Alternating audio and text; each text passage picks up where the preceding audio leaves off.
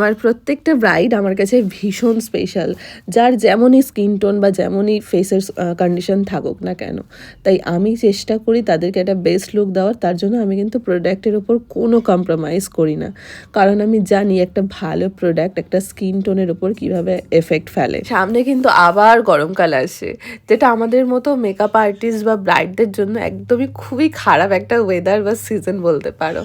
আর এর জন্যই কিন্তু আমাদের একটা স্ট্রং বেস সত্যিই দরকার। আর এই স্ট্রং বেসের মধ্যে কি কি মেকআপ থাকতে পারে বা কি কি প্রোডাক্ট থাকতে পারে, যদি সেই বিষয়ের সংক্রান্ত তোমাদের কোনো ভিডিও চাই, অবশ্যই আমাকে কমেন্ট সেকশানে বলতে পারো। আমি নিশ্চয়ই সময় বার করে তোমাদের জন্য একটা ভিডিও করার চেষ্টা করব।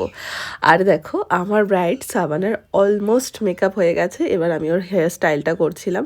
হেয়ার স্টাইলটা করতে গিয়ে আমি ভাবছিলাম যে কী হেয়ার স্টাইল দেওয়া যায়, কারণ এখানে সত্যি ওপেন একটা লুক বা ওপেন হেয়ার স্টাইল ওকে বেশি কমপ্লিমেন্ট দিচ্ছিল আমার মনে হচ্ছিল। এবার চলো এই ওপেন হেয়ার স্টাইলে আমার ব্রাইডকে কেমন লাগছে তোমাদের সাথে শেয়ার করি। এই যে আমার ব্রাইড, মহারানী ব্রাইড রেডি হয়ে গেছে একদম সুন্দর একটা গ্ল্যাম গ্লসি লুকে, ঠিক যেমনটা আমি ওকে মনে মনে নিয়ে ভেবেছিলাম যে এইভাবে ওকে আমি সাজাবো, এই রকম একটা লুক দেব, তেমনটাই হয়েছে। বরং আমার স্বপ্নের থেকেও সুন্দরী সে মানে তাকে লাগছে।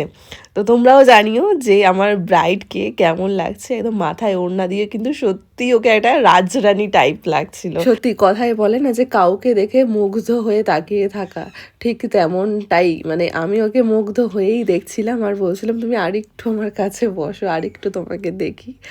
আর কেমন লাগলো তোমাদের সেটা তো অবশ্যই জানিও। আজকে কিন্তু লুকটা এই অবধি রইল। এরপর ওকে সাজিয়ে আমিও হাসি হাসি মুখে এখান থেকে বিদায় নিলাম। চলো টাটা।